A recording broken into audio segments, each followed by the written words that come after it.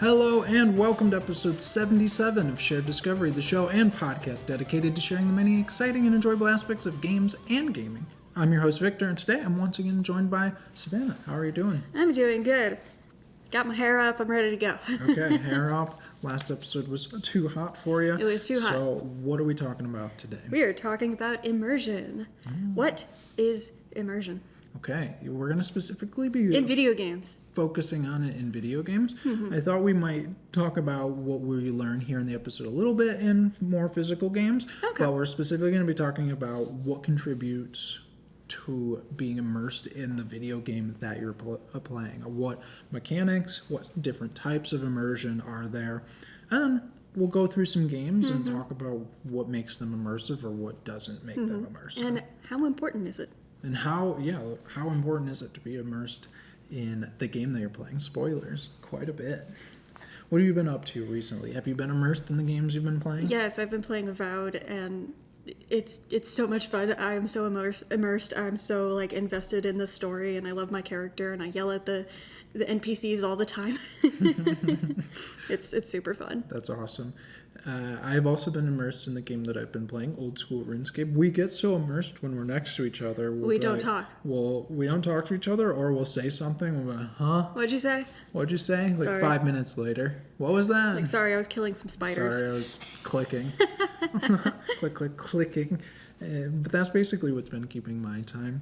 It was just being fully invested and immersed in Old School RuneScape, trying to get my first 99. Trying to get that red Chinchompa pet. Trying to get that chin pet. Little chimp. Which... Chinchompa. But yes, you went and bought this plush. Isn't it cute? Our viewers can see. It's on Etsy. You went and bought that as soon as you saw what a Chinchompa was. Yeah, because I finally saw it on the wiki, the bigger picture of it, and I'm like, oh, it looks kind of like a rabbit. And it was funny, Anna actually said, oh, it's like a chinchilla. And I'm like, that makes so much more sense. Yeah. That's hilarious. All right, for our listeners out there, where can they watch the show? They can watch it on YouTube. And if you're not watching it, you're probably listening to it on Spotify.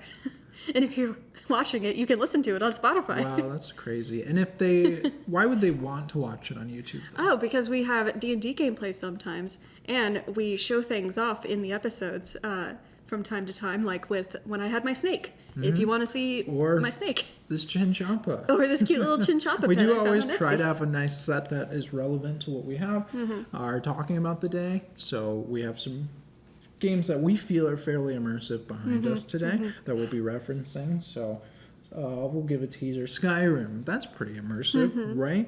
And if you want to tell us about your immersive games, if they want to tell us directly, where can they do that? At sharediscoveryshow@gmail.com. Awesome. And back to the D&D real quick, because I don't want to move on too far from that before we run out of time. But we just shot a one-shot from episodes 80 to 82. I got a big book of one-shots and random encounters, so I picked a one-shot out of that, and it turned out perfect. Almost 3 hours on the dot, so 3 episodes for you. So. Me and Anna being players, it's super fun. Go watch it. It was really exciting. I got that for Christmas as a gift. Oh wait, they're not out yet, are they? No, episode 80. They will be out. Stay tuned to watch that. It's super fun.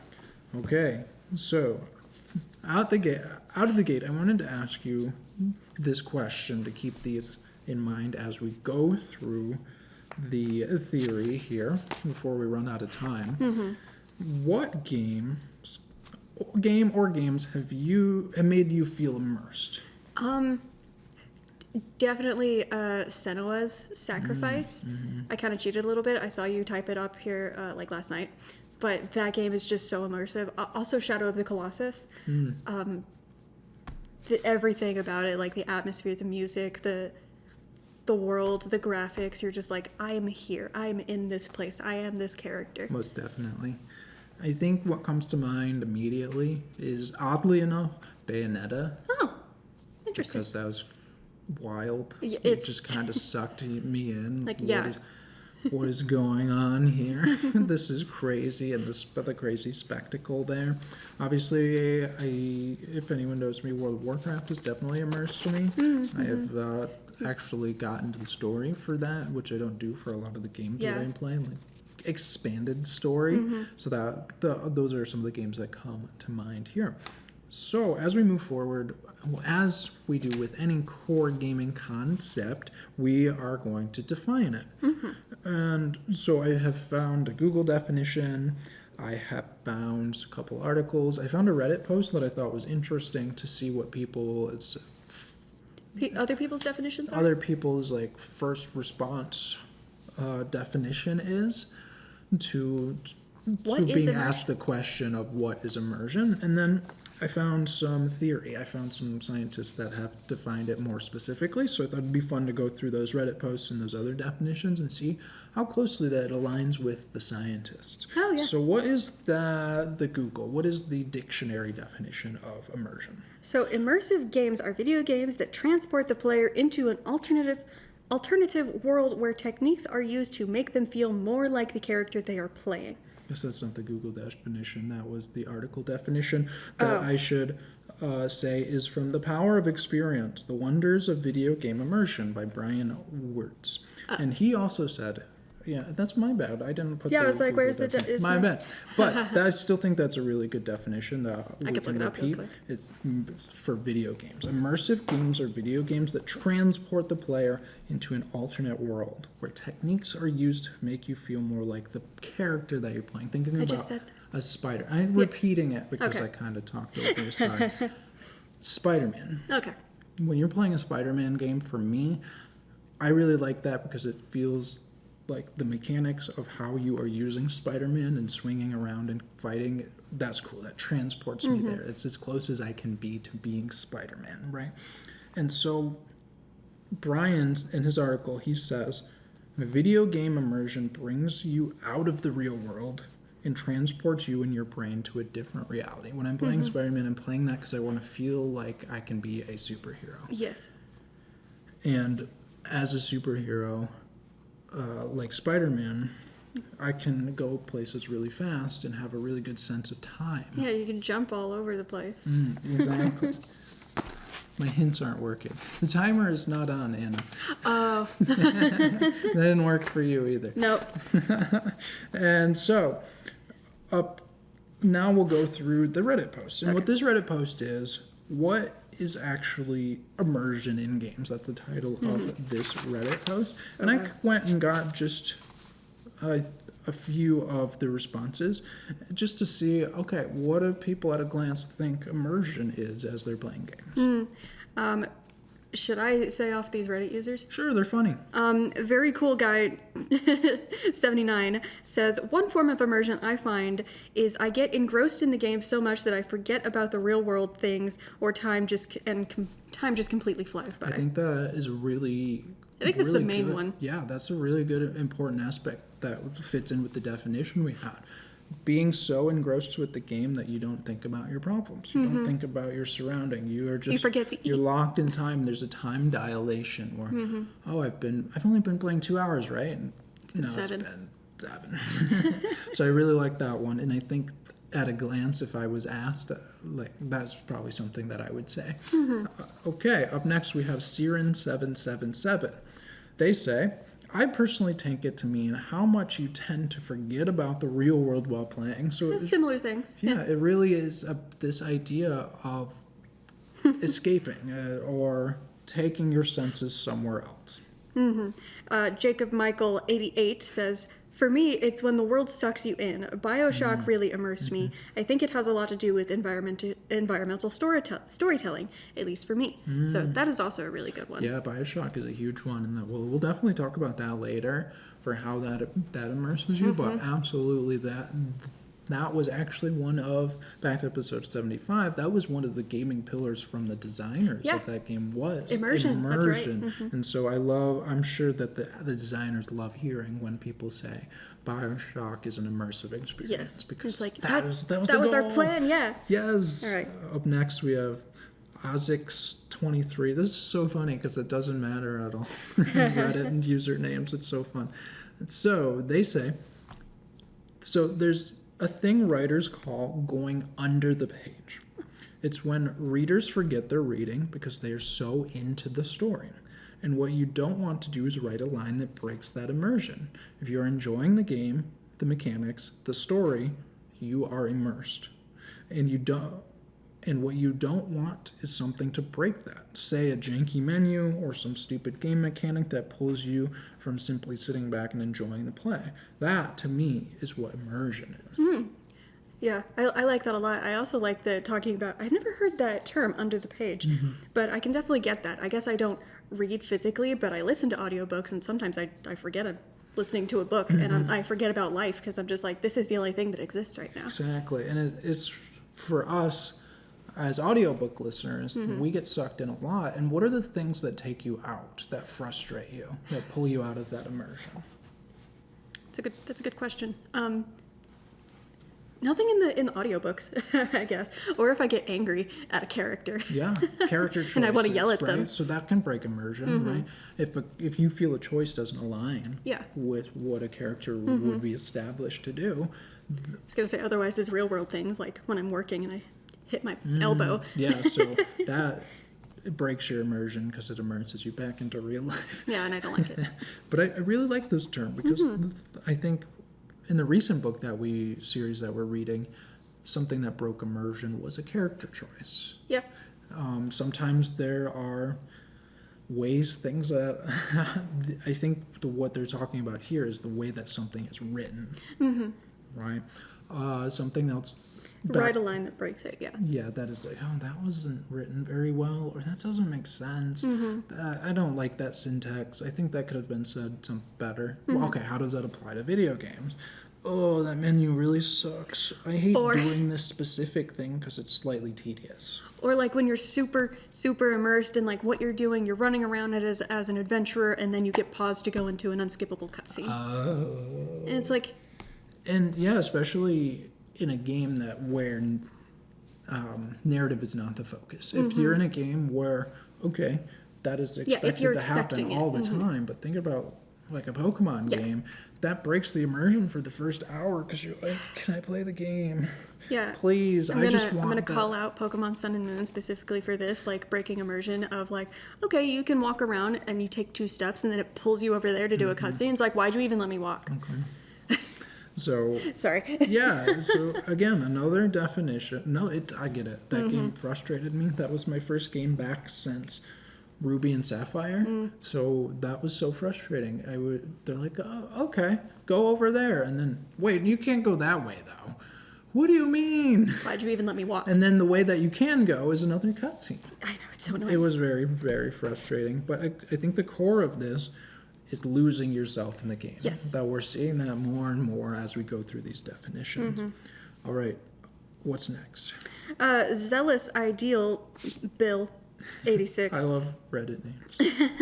To me, at least, I think that immersion is less, I believe I'm actually there, and more, yeah, this feels like it could be a fully realized place that makes sense, and I can suspend my disbelief and imagine it being a real place. Okay, so this is the believability of the game that you're playing. Definitely Shadow of the Colossus, especially the remaster on the PS4.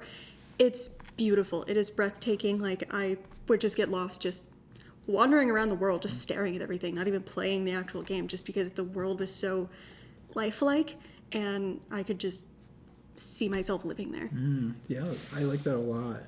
That is very interesting. I think Pokemon fits this definition of believing in the aspects and the mechanics of the world and wanting to be there and saying, yeah, that makes sense. That makes sense for this world. Pokemon trainers make sense. Yeah. That's cool. That's it. Pokemon It could be a real place, yes. It could be a real place, and I think that one makes a sense with a lot of the games that we're playing. That's very cool. Like RuneScape feels like a very realized full place. World of Warcraft. Yeah, we talk about like, what video game world would you like to live in? RuneScape, because it's chill. Okay, so this last one I have is pretty long, but I thought it did a really good job of summarizing. This person did a really good job of summarizing immersion. So, Apazalin is the name of the user, and they say there's 2 types of immersion in games. One is the one you mention of feeling like part of the world you are exploring because of its stories, aesthetic, world, etc., like a movie. Which, I'm like you, when I play a game, there's still that disconnect between me and the screen. The closest was Fallout 3's world. Fallout games are really good for immersion.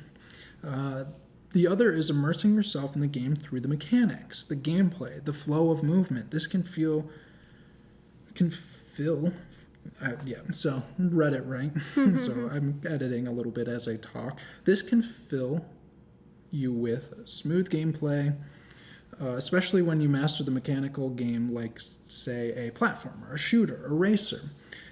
I say it's more prevalent in competitive games that you are great at because it's put in a lot of hours into and your action reaction is constant.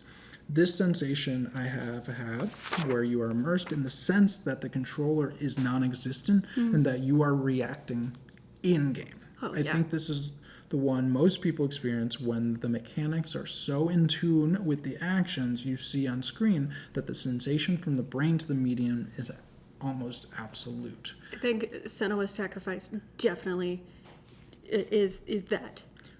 I think why I like this one a lot too is because this moved away more from that loss of real world that being transported to the challenge aspect, that side that, okay, maybe I don't believe this world, maybe I don't feel like I'm there, but I'm so good, and it's taking so much focus for me to be good at the game that I still am losing that sense of time. I'm still losing that sense of reality, not because of the story or anything that's being told, because it's just you're so invested.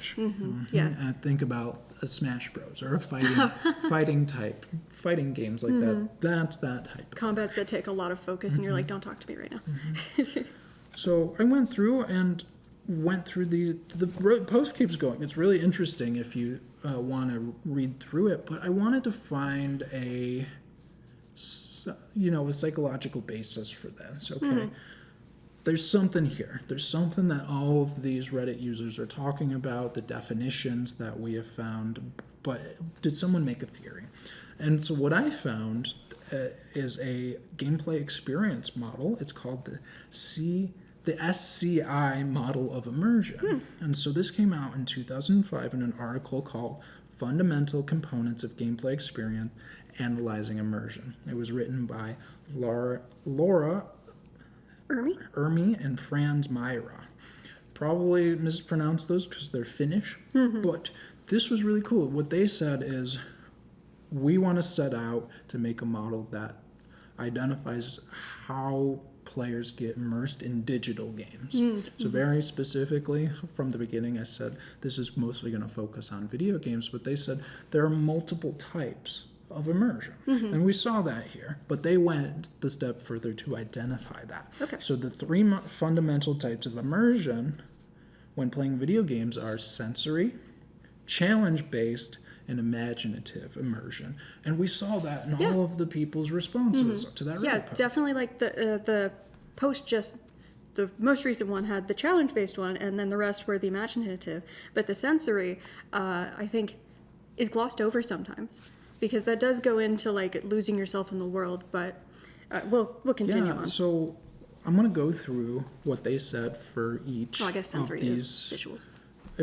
Pieces of immersion, and then we'll go through some of the mechanics, and you tell me, and be thinking about this as we go through these types of immersion.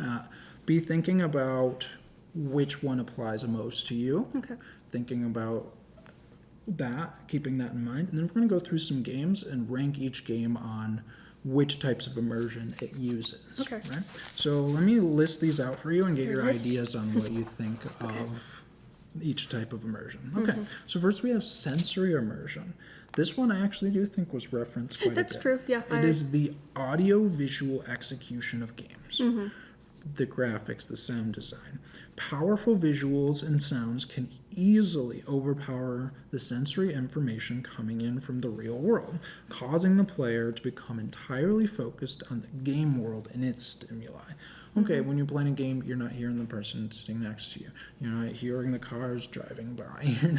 You're ignoring your hunger, right? Because the sound design, the graphics. Graphics is huge for this, right? Well, you talked about Shadow of the Colossus, and you already talked about, I would just get lost in that game because the environment, the wind blowing, the grass moving, right? Going to sound design, I'll bring up Bloodborne, because there was one time I tried to play Bloodborne with headphones on, and it was terrifying because the sound design is just so good. You hear everything that's like happening in this horrible, scary world, and so I did it for like 20 minutes. Oh yeah, sound design is fundamental for this, right? It's too immersive. It is how you convey the significance of the player's actions. You set the tone and the mood, and you create that atmosphere. You said in Bloodborne, It's scary atmosphere. it was very scary atmosphere. You could hear the sloshing, the moving, the moaning, violence, all the violence. the creepy orchestral music. So creepy. But back to Shadow of the Colossus, another combining the graphics, the visual, with the audio. Every time you fight one of the colossi, Oh yeah, the music is the phenomenal. intense music kicks in to lock you into the experience, because a lot of Gets the you game is pumped. pretty much It's so- atmospheric sound. Yeah, it's very- until you get to those boss fights. Serene. Yeah, the world overall is very quiet. Like there's no background music when you're traveling through the world. The music only starts when you're in the fight, and so it pumps you up. And so that's that sensory immersion that we were talking about, where, I find myself getting lost in the world because I like what I'm seeing. The Bioshock, that's intense. Bioshock It's is also eerie. scary. It's scary. You're hearing the water leaking. You're underwater. That's scary visuals. And you are in this underwater city, and you hear leaking. Yeah, I don't like that. dripping and crawling and things like that. So that gets you immersed in what you're playing through the sensations of your Of all the things. hearing Yeah. and your sight. So that is sensory immersion. Up next, we have challenge-based immersion, and this is what you're going to see for the competitive play, kind of like what Apuzalin said in his Reddit response. So this is at its most powerful when you are able to achieve a satisfying balance of challenge and abilities. Challenges can be related to motor skills and mental skills such as strategic thinking or logical problem solving, but they usually involve both to some degree. I'm just thinking about Dark Souls. Dark Souls, Bloodborne, all This the is Souls huge. likes, because like you have to be good to win and to not die, and so you practice over and over, and so when you're in that boss fight and everything is really hard, you're not thinking about the world. You are invested in the game. You're not thinking about the controller. You're just like, this is me, this is my life, this is what I'm doing. I love Dark Souls. That's a really cool experience, and I like what they said about that, where the controller feels non-existent. Yeah, you're like, this it's is an just extension of yourself. It's just muscle memory at this point. And I think about recently in RuneScape, I don't do combat often. I do a lot of skilling. And so I actually had a challenging fight, and it got to the point where I had to lean forward, I had to lock in, the gamer lean. and I had to be focused on nothing else but the skill that I was enacting, the clicking and the precision and those types of things, right? So challenge-based mechanics, which are a core of a lot of gameplay. You already said Dark Souls. Think about things in games that you can improve at, right? You can dodge better, you can attack better, timing, precision, shooting games, things like that. Puzzles. And then, you already said it, but boss fights. Boss fights are huge for challenge-based, and that's when people say, why do you play Dark Souls if it's hard? Because I like that challenge. Yeah, I like the feeling when I actually beat it, because it was so hard and you feel accomplished, and so you're like, okay, I need to keep doing that, even though this world is hard and it makes me mad. This is the type of immersion that you get when someone that's playing a game becomes silent. Yeah. Right? In the tank. And you'll get that a lot for a lot of versions of immersion, but like say someone's playing casual Smash Bros game with people laughing, haha, silly, and then someone challenges you, and you're like, And then they just go silent because they focus. are. And that's when you know that immersion is kicking in, the challenge-based immersion. I think this is not exactly challenge-based, but it goes back to sensory with Bioshock or even some other games. Whenever like you lean, like you physically lean to try and look around a corner. I think that's really fun. I think that would definitely fit in the sensory immersion because what you're seeing is so believable and so real to you that you want to see around. I do that with the challenge though, like sometimes in Dark Souls, like you're physically trying to dodge. You're becoming part of the character, right? So lastly, what they identified was the imaginative immersion. So this is the dimension of the game experience in which one becomes absorbed with the stories and the world, or begins to feel for or identify with the game character. This is the area in which the game offers the player a chance to use her imagination, empathize with characters, or just enjoy the fantasy of the game. I think this is actually a really good time to like bring up Avowed because I don't know, spoilers. The game just did come out. No spoilers, but like your character that you play as, like you get to make very meaningful choices that will affect the story. Like, and I think that's really immersive. And because they'll give you these options, and what you choose, they will like narrate afterward. It's hard to be vague.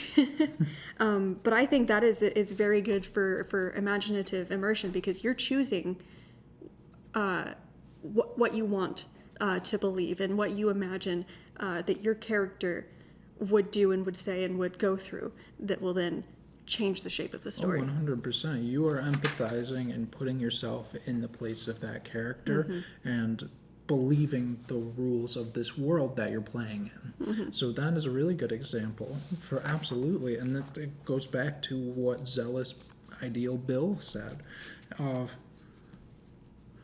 it feeling like a fully realized place and being able to suspend your disbelief and imagine that it's real. Imagine that these characters that you're hanging out, this AI is real and you can see yourself there. So what are some of the mechanics? We have one mechanic that really helps with this is the minimal HUD, so the heads-up display. This is where you see your health bar, your mana, your like items, sometimes your keys, your key binds, things like that. A lot of really immersive games that want you to feel like you're the character will just reduce that. Some will just straight up get rid of it. Some will have it in a very limited capacity. Some will bring it back at gameplay times and remove it at other times, but this is a way to get rid of that gamified aspect. That way it doesn't feel like you're playing a game. It's like going back to Senua's Sacrifice, there is no HUD whatsoever. You can't turn it on, there's just none, and so it feels like you're playing a movie or you're watching a movie or you just are there. Shadow of the Colossus does that too. There's no HUD. The only thing that appears on screen is your health and stamina when you're in a fight. Absolutely. It brings you there. You feel like you're Senua. You feel like you're Wanderer. And so what I summarized this as, I put this under the umbrella of realism. These are mechanics that say, how well can you believe the things you're doing are actually happening? Right? So an example of this to make the world believable is emergent gameplay. So what this is the world is happening even when you're not around. Oh, yeah. I love that. I love when that's happening. So think about a Skyrim. They have like scripts. Yeah, they have schedules. Have schedules and they do that in Palea. Yeah. So that's not emergent gameplay, but that is the world still happening. Emergent gameplay is where enemies, characters have their own types of behaviors, set of behaviors, and then those can interact with other NPCs' set of behaviors, and you can get interesting interactions. Think about V-Rising. Yes. Every character, every NPC has these paths that it go on, and it has set reactions to respond to other creatures. So it's wandering on the path, and there are some bandits, and they see a wolf.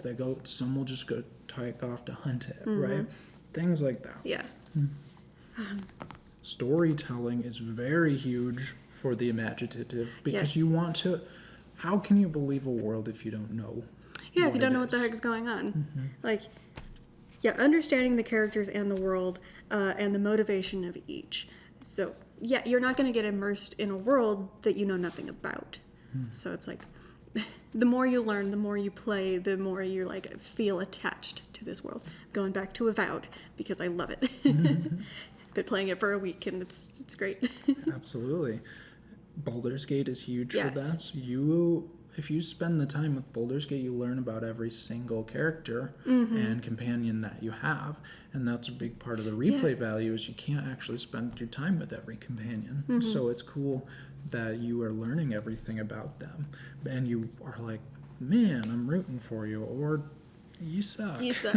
But you believe it. You're there one way or another if you don't like You're making an emotional connection to the world and to these characters. And that is immersive. Exactly. If you're not indifferent to them. If you're indifferent, then you're not feeling the character. Then but if you dislike them, you have an opinion about them, you're immersed, right? The last thing I put here is human needs.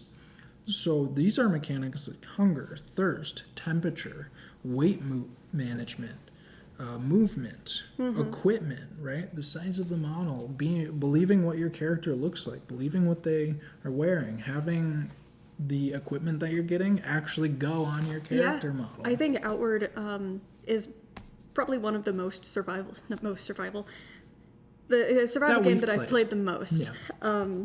And because hunger and thirst and energy, like stamina regen and everything, all of that is super important. And the weather, like, I hadn't played very many survival games before Outward. So having to actually keep different gear, like, on you in your backpack to change into, it was really interesting to me. Absolutely. It was...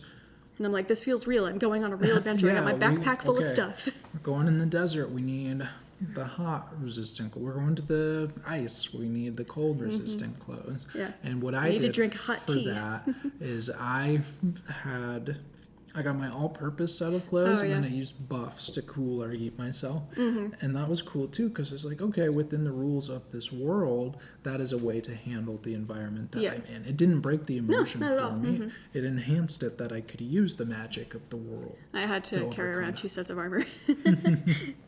I was like, I'm figuring out one, because I don't want to think about it. Yeah. But that hits the realism the human needs very high. Survival games do that a lot. Same with like Raft. We were talking about a little bit in the Pillars games. Is you feel very real fear when you go in the water. Oh gosh! When you fall off your raft and there's a shark, that is you are immersed. Of the ocean. Yep, you are very immersed. Dark water. You don't know where your raft went. Your raft is floating away from you because of the currents.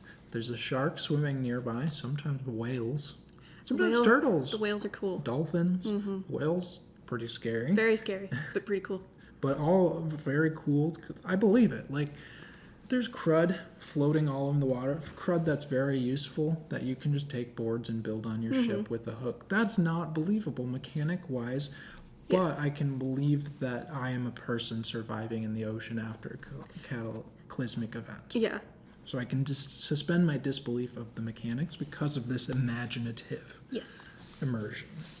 So those are the 3 types, and that's why it's the SCI model. Sensory, challenge, imaginative, I didn't pick up based on that. immersion. That makes sense. And so after learning those, what of the 3 do you think stands out to you as the most important? That's actually difficult. I don't know. The most important? Yeah, for you as a player, which form of immersion? They're all important, but for you as a player, which one do you think, we'll say it this way, which one immerses you the most? Probably sensory. Okay. Yeah. I don't know. That's really hard. But the sound design, I think, is a really important thing for me to feel immersed in the world. Like, sometimes if I'm playing and I can't hear what's going on in the world, or like if we're playing together and I turn my sound down, I feel like I'm playing a video game. Instead of, having nothing else on but the game and then just being completely lost in all of the sounds and the visuals. So I think sensory, but also imaginative. So I don't those know. It's hard. Okay, so sensory and imaginative are the most important too for you. Cool. Yeah. I think challenge is probably the best for me because I'm thinking about RuneScape. I don't read the quests. Sometimes I do, but sometimes I'm like, get out of the way. You're in the way of my goal, right? The challenge based, the goal. And then I don't play with sound. I know you don't. I don't play with the sound on for that game specifically, right? And so I think challenge based is the most important for me. And what's interesting back to this article, I think it's definitely sensory, because sometimes in the games that I play, sometimes you need to be able to hear things. Like you need to hear if something is like coming up on you or what's around the corner, and things like that. Most definitely. Yeah, I enjoy games like that, but I think most recently it's challenge based is the most important for me. But back to the article, they actually interviewed about 300 some individuals about these 3 types of immersion with games from 2005, so keep that in mind. And they had each person rank where they think each game lands on that type of immersion. And so one that we can still apply well today, good on you, World of Warcraft, for still being going. World of Warcraft, it was highest on the challenge-based immersion. That makes sense. Yeah. And so what you found across all of these games, we had, well, I'll read through them. We had Half-Life 2, Knights of the Old Republic 2, Neverwinter Nights, Grand Theft Auto San Andreas, Halo 2, NHL Hockey, NetHack, Rome Total War, Pro Soccer, Flat Out, and Civilization, and The Sims 2, right? So a lot of game series that are still around, but just older versions of the game. And what we see across this research is that the challenge-based mastery is the highest for every game except for Half-Life 2, which has higher sensory immersion, and then Knights of the Old Republic 2, which has highest imaginative immersion. In fact, imaginative is immersion the lowest is the across lowest the for scale. every single game except for this. Yeah, that's interesting. And what was very interesting is The Sims, actually. You would think that the challenge-based immersion? Yeah, that imaginative would be really high. Right. It's called The Sims. It's The Sims. The simulation, right? But it's actually the lowest there. And the highest is actually the challenge-based. Like, what challenge is there in The Sims? Building? Yeah, it's kind of funny. Going to work? I don't know. I read an article recently that the AI system that they created for The Sims was too good that it would play the game better than people could, so they had to tone it down. That's amazing. Yeah, I'm like, I only played The Sims to make houses and then not do the rest of the game. So the challenge based, right? And so what I found very interesting about this research is I didn't expect the challenge based immersion to be so as high as it is. Yeah, that's really interesting. I really thought that sensory would be higher, but I guess what's really interesting to me is that I didn't expect the imaginative immersion to be so low across the games. But it makes sense that for Star Wars that it would be the highest. You want to believe Star Wars. You want to be there. You want to be a Jedi. And so I just thought this was pretty interesting. I thought this would set the trend for us. Yeah, this that's really kind cool. of research as we go through the games. This is what we're going to do. Well, let's rank the games as we go through, and say, okay, where do they rank on the 3 types of immersion? So starting off, let's start with. Let's actually start with WoW, because they did WoW in their article. Okay. What do you think for sensory immersion? For WoW, I think for WoW, the highest for me is going to be the challenge based, and then imaginative. And then imaginative, and then sensory. Because I really like the world of World of Warcraft. Okay. I think the world is really interesting. The sensory is good, but I guess I'm sort of a graphics snob.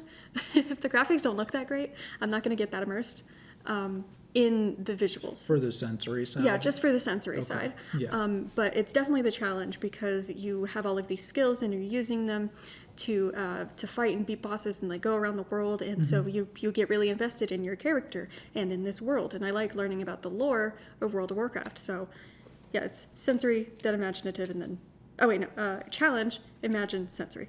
Yeah, so I actually fell exactly with what their research said.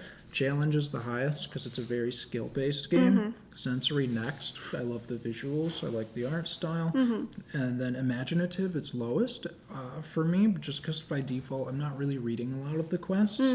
The lore that I got was actually outside of the game. Oh, yeah, I read a reading lot the books of the and books, stuff. but I think that it is very interesting and it is there to grab people. But I did align with what they had said. So what I'm just gonna write the initials for each. So for me, it was in order. Challenge, sensory, imaginative. So CSI. Okay, so now we'll rewind. I don't think there are any other games on here that we still play. No. You played Sims 4. I played Sims 2 Pets, and then Sims 4. Well, yeah, Sims 4. What do you think about The Sims 4? Oh, dear. I guess sensory is a big one. Honestly, imaginative is really low. Yeah. I don't care about this world or the story. You're like, I don't care about the characters. As we're saying it, it's kind of interesting. I make a house. Why would we want to be immersed in The Sims when it's so similar to real life? That's fair. I guess it's because you can get immersed in the relationships you make with other Sims, with all the NPCs. I could see that. I don't know. You get invested in your character and their social life. That makes sense. So the sensory, I really like the visuals of The Sims. And then the challenge, is the challenge making the house? The challenge is that, yes, there's not a lot of challenge, but it would be, I guess, so challenge as the word itself denotes that something's difficult, but from the type of sensory, this is the type of immersion that gets you immersed purely on gameplay mechanics. Okay. So if you're locked in, you're losing a sense of time, and you're not really like, oh, yeah. Oh, okay, I believe this world, or the Okay, visuals are so great. It's the gameplay. Then it's the gameplay and then the visuals. Okay. So it's the same as WoW. Okay. All right. Up next, we'll rewind. Yeah. This one is called Senua's Hellblade: Senua's Sacrifice. And we talked that's about right. I forgot Hellblade is this part of the episode title. We've talked about this a few times, but this game is a story-based, character-driven It's just combat game. Yeah, I think it's a combat-based story game. Yeah, there we go. And you take on the role of Senua, who is going on a journey to save her husband. To avenge him or save Save him her from husband death. from the afterlife. Yeah. Right. You'll learn that very quickly, not spoilers. But this is all about saying imaginative. We want that to be very high. We want you to feel like you're there through the sensations, through the visuals. So it's very interesting. I'm not sure what's first. Do you think the imaginative is higher, or do you think the sensory is higher? That's very difficult. Where's my paper? Because you as you play Sunwood, there's no HUD. You are, a lot of the game you're slowly walking, like you are slowly walking through this world. It's fully voice acted. I definitely think it's sensory because of the visuals, because of the voices, because of the sound design, because you are you're being immersed as being Senua, and she hears these voices, so you're hearing these voices all the time, and feeling like the kind of fear, like when you're going through these places. So I definitely think it's sensory. Yeah, the music is intense. The sound design is great. Between voice acting, the intensity of the music, the final fight, I couldn't breathe. And then I think the next cool. is challenge, because you are there, like you said, there is no HUD. You have to use your skill and have the controller be a part of you to be able to get through, to have Senua get through these things. That's interesting. I was just actually going to put challenge last for me, because the story is very good. The gameplay It's so and hard. the combat are actually second to That's so believing true. this character's struggle and feeling the anxiety that she's feeling. That's true. I forgot about The challenge, it's pretty difficult game. It's like also timing based, but I think that's secondary. Yeah, they're just also integral to be immersed, it's like they're even. Yeah, they are fair. That is a good point. They are fairly even because the combat feels so smooth. When it first starts, because the challenge they is don't part even of the tell you how sensory. to play. No, you just have to hit buttons. You hit buttons. and that's really cool. You have to figure out with Senua, you have to how to fight. It's like the challenge is part of the sensory, and the sensory is part of the imaginative. They do interlock pretty well. I still think sensory is the highest, but Yes. I could say that imaginative and challenge are pretty similar for this game. They all work together really well for this. All right, your game. Shadow of the Colossus. I'm going to put the imaginative immersion at the top because you're, from the get-go, you're like not really sure what's going on. You have the vague plot of this guy, Wander, he's taking this girl, she was killed and he wants her soul back. And so you're like, okay, and then this like god thing is telling him, okay, you have to defeat these 16 Colossus, and you'll get her soul back maybe. And he was like, so you're wondering why, like where am I in the world? The story has me gripped because you want to know more and you want to figure it out. So yeah, definitely imaginative. And then I think from what you described, sensory, because you said you just got lost in the visuals. Oh yeah, the visuals are great. Sound design. But like I'm thinking about like the PS2. If we're going like to PS2 graphics, if you're getting really immersed, it's the story, and then I think it's the gameplay of actually fighting these Colossus. The sensory, the visuals came in the remaster. Okay, but what if people did work? You don't think you would have been immersed in the PS2 graphics? I don't know. Everything was really great. Yeah, what about this? The sound design was still there. That's true. It was still really good. I don't know. The gameplay of just like. So you think the combat outweighs? Yes, Okay. because of how much you have to put in to fighting these Colossus, and just how stressed you feel of like maintaining stamina. This thing is massive.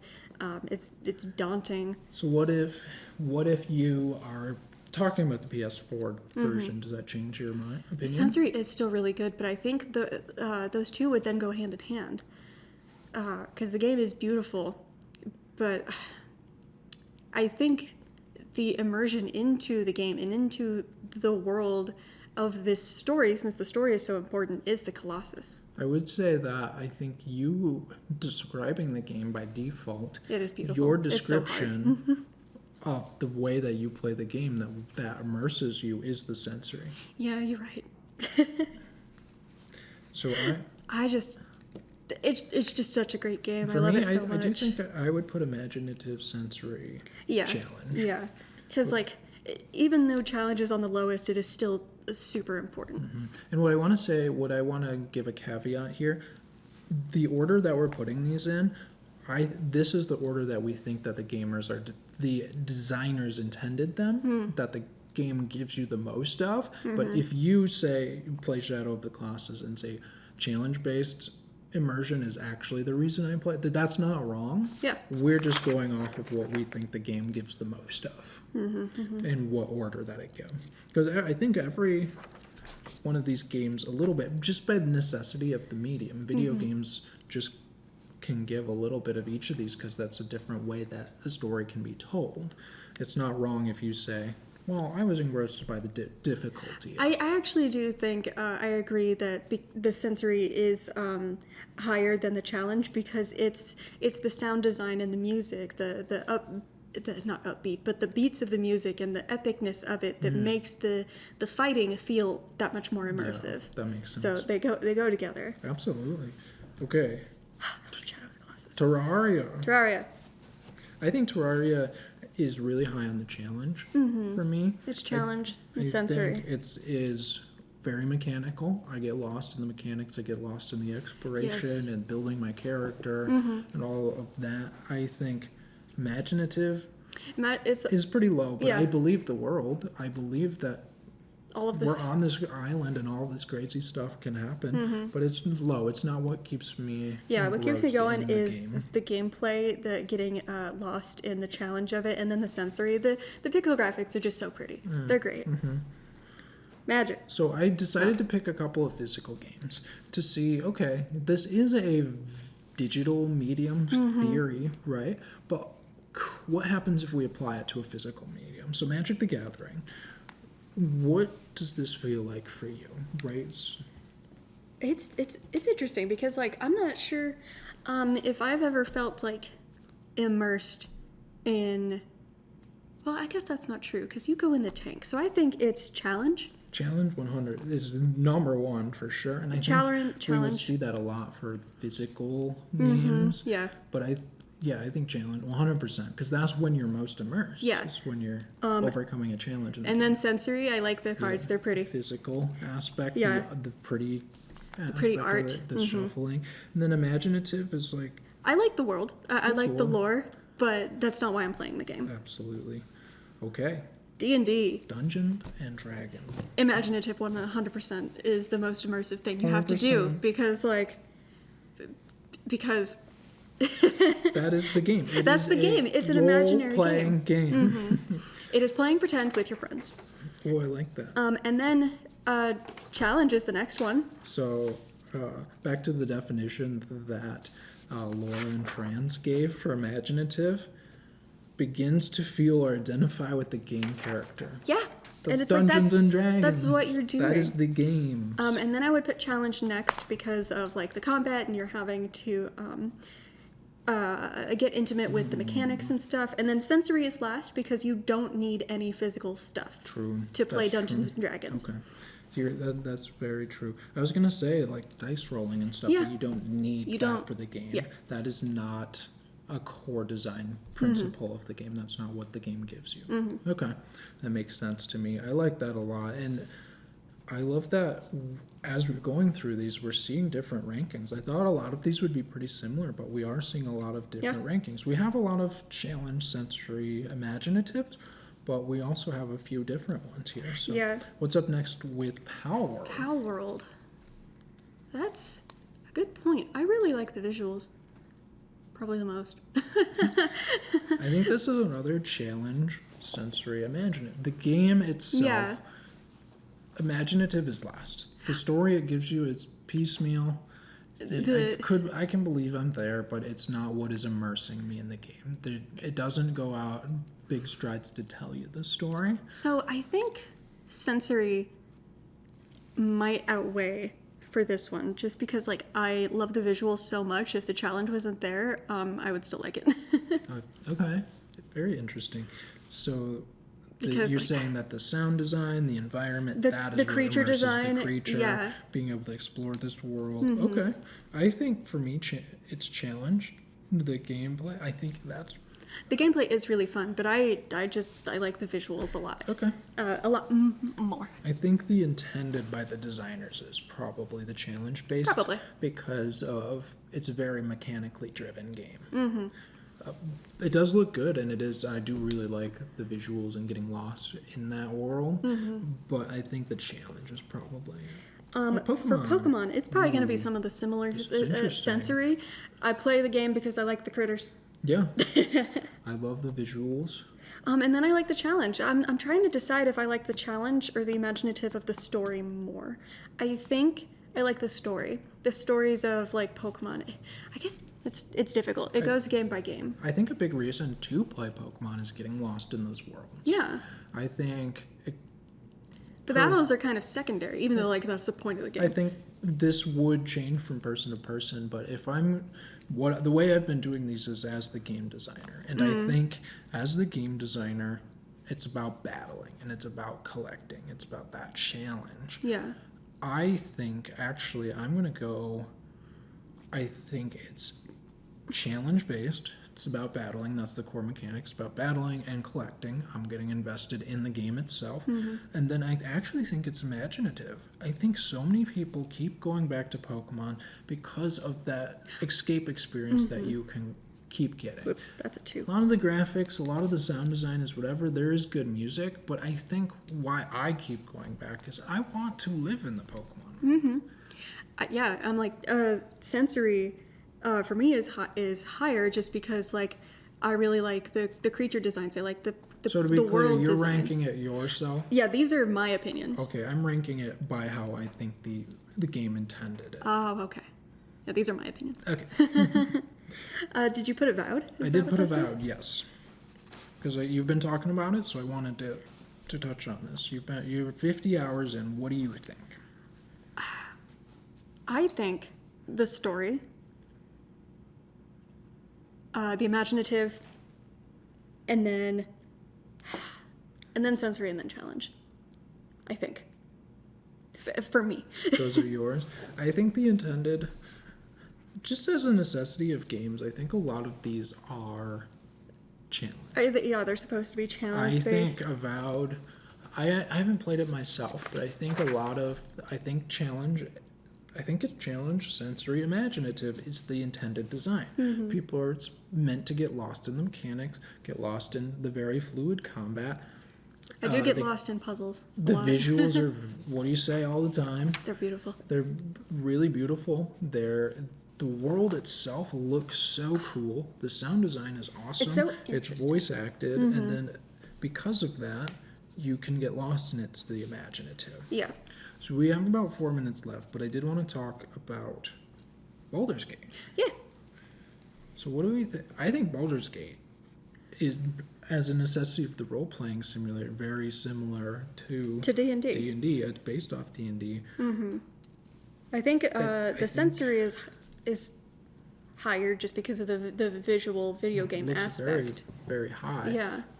It's interesting. I think it might be imaginative because of your ability to insert your character into the story. It's kind of the same with D&D. It's similar, right? The game does look very pretty, and it's voice acted and very well. I think it actually is intended because of the intention of emulating a Dungeons and Dragons experience.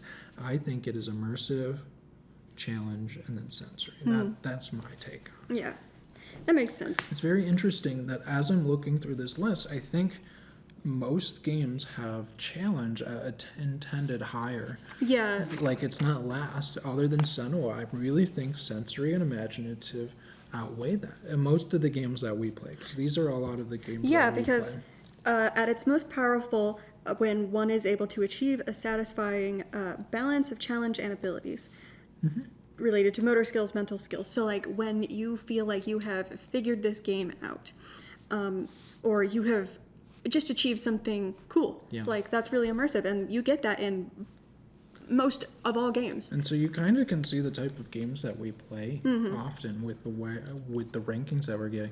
But if we wrote other games like Life is Strange, challenge is last. Yeah. That is at the bottom. That is not an intention of the game, right?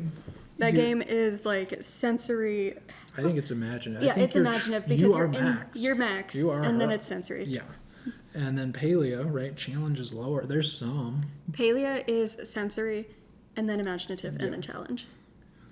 Because Palea is just very pretty. Okay, so we went through it here. We went through the SCI model of immersion. We went over pretty well in detail of those different variations of immersion. So what do you think is most important to you? What do you think immerses you most in games? Sensory, challenge? Didn't you already ask me this? Yep, but it's the last question that I got here for the episode. Now that we've gone through some games, and now that we've talked about a handful, what do you really think keeps you coming back and immerses you most in the game? What makes you lose time the most? I think it's the imaginative part. Really? I really, or the challenge. I don't know. It's really difficult. I think... Probably challenge-based immersion because... I disagree. Oh, with me? Yeah, I think you are right what you said first. The imaginative? Because what is your favorite aspect of a game? Character creation. Oh, yeah. Yeah, I like role-playing and being the character. Yeah. I was going to say challenge just because, like, I really like figuring stuff out and learn. But I like learning about the world and the lore. Like, what I've been doing in Avowed is just wandering all over the place, checking every single corner, looking for stuff, looking for lore, looking for bits and pieces of things. For sure. I think yours is challenge. It syncs up with it, but it goes challenge-based. I really like solving the game. And then I like the sound design and the visuals sucking me in. And then I like to also believe the world. But... that's all we have for today. So thank you for joining us today. Thank you to BCTV for allowing us to put on this production. Let us know your favorite type of immersion. Let us know what sucks you into the games the most. do that. And where can they do that? At shareddiscoveryshow@gmail.com. And that wraps it up for episode 75 of Shared Discovery. Thanks for joining us. Go get immersed in some games. Yes. Be kind to others and send us off. Take care, and we'll see you in the next one. Bye. Bye.